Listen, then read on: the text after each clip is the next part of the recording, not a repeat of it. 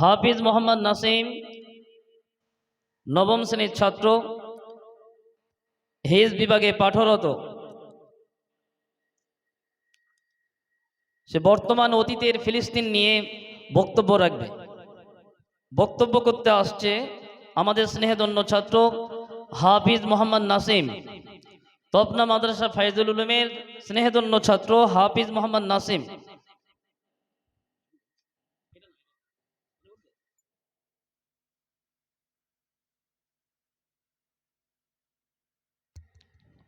আসসালামু আলাইকুম ওয়া রাহমাতুল্লাহি ওয়া বারাকাতুহু।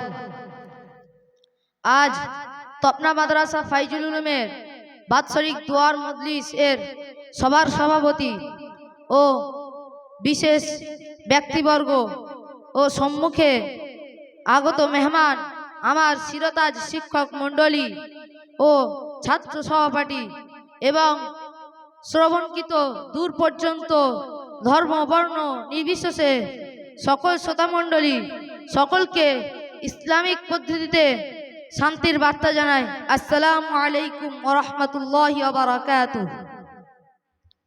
প্রিয় শ্রোতামণ্ডলী, আজ আমি বর্তমান ফিলিস্তিন কেন্দ্রিক পরিস্থিতি উপলক্ষ করে অতীত ও বর্তমানের বিষয় উদ্ঘাটন করব, সংক্ষেপে করব ইনশাআল্লাহ।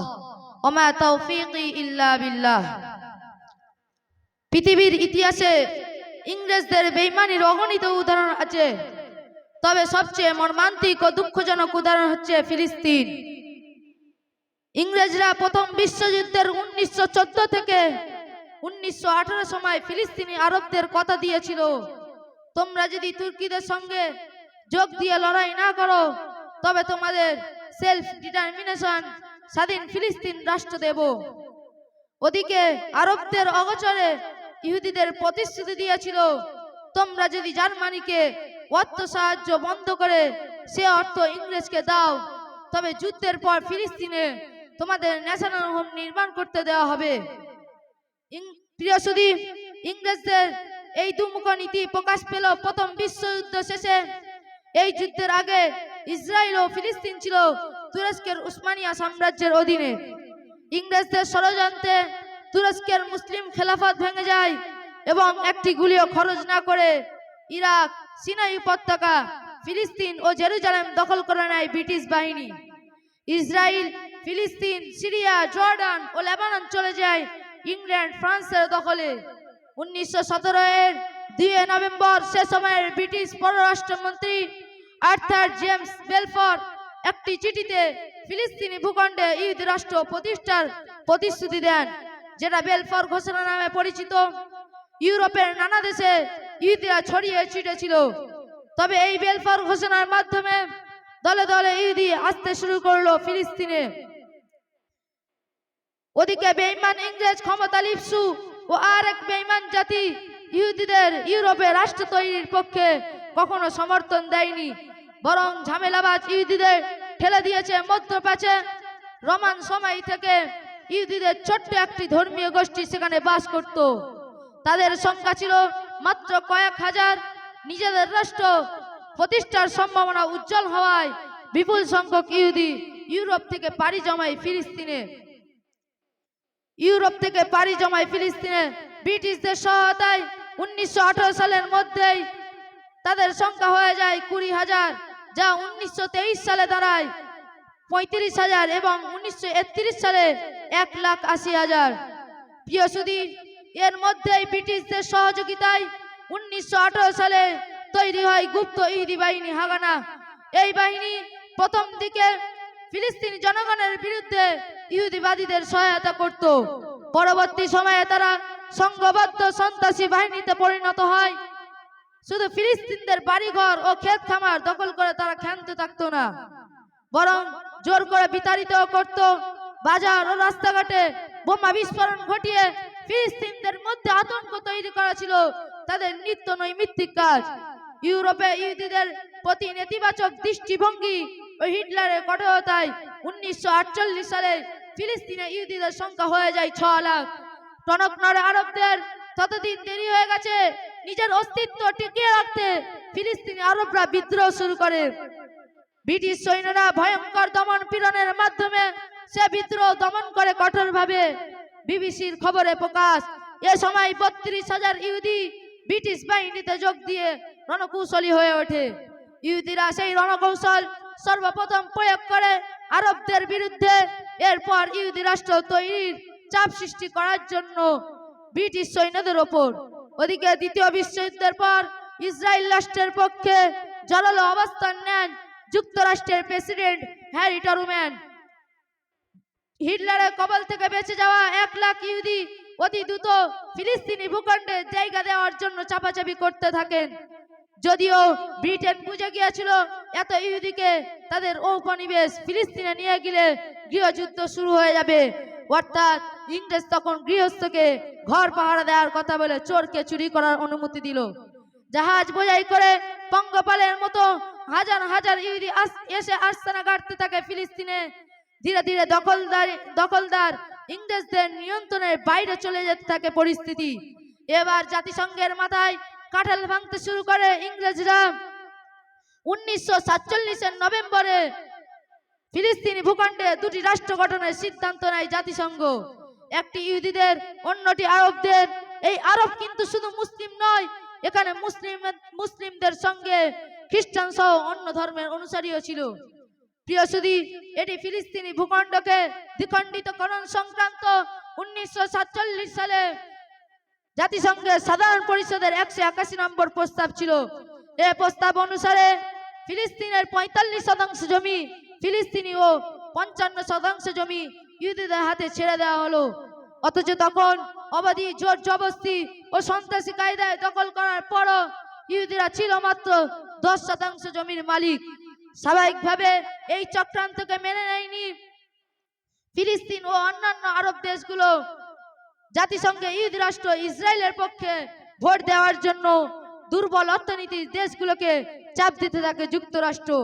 এই সুযোগে আরবদের মাঝে বিস্ফোরা ইহুদি ঢুকিয়ে ফিলিস্তিন থেকে ইংরেজরা সটকে পড়ে 1948-এর 14 মে। সেদিনই পূর্ব ঘোষণা অনুযায়ী গঠিত হয় ইসরায়েল রাষ্ট্র। পৃথিবী অবাক হয়ে দেখলো কার জমিতে কারা রাষ্ট্র গঠন করছে। সাম্রাজ্যবাদী শক্তির তরে ভেসে গেল সব নীতি নৈতিকতা, যদিও আরব দেশগুলো এটা মোটেই মেনে নিতে পারেনি। সে কারণে রাষ্ট্র ঘোষিত হওয়ার 1 ঘন্টার মধ্যে মিশর, ইরাক, লেবানন, জর্ডান ও সিরিয়া সম্মিলিতভাবে ইসরায়েল আক্রমণ করে।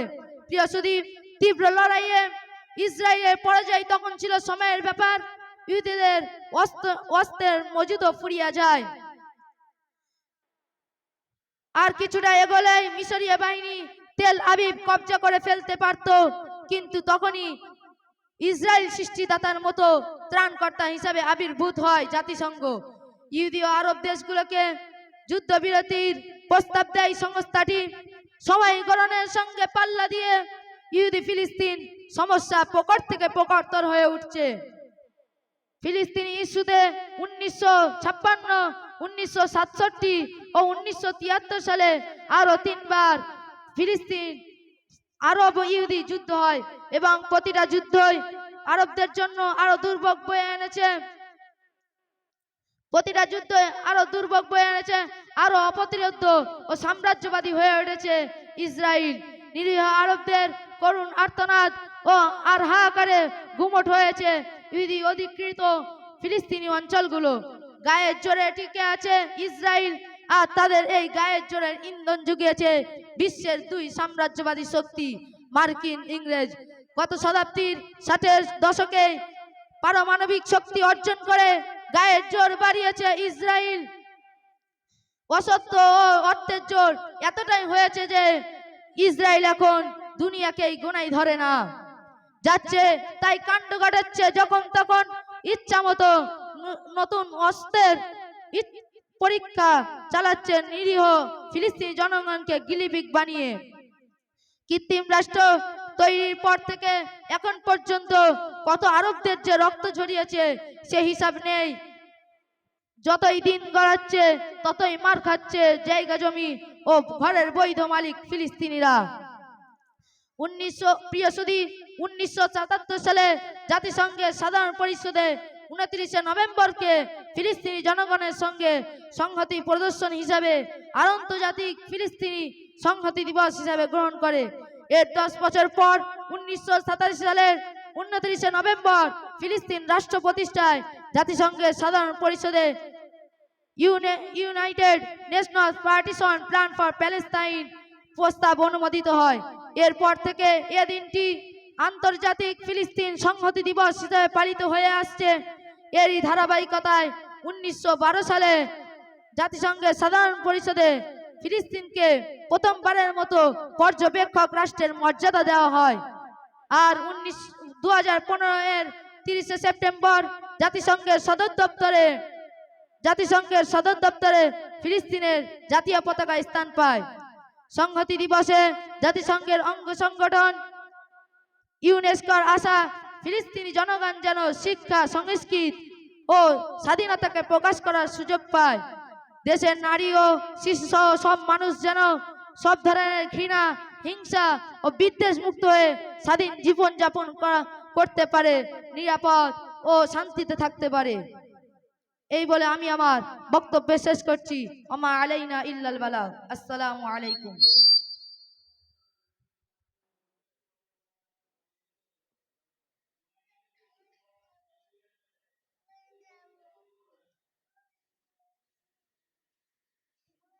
মোহাম্মদ ওয়াসিম সারেং স্টেজের কাছে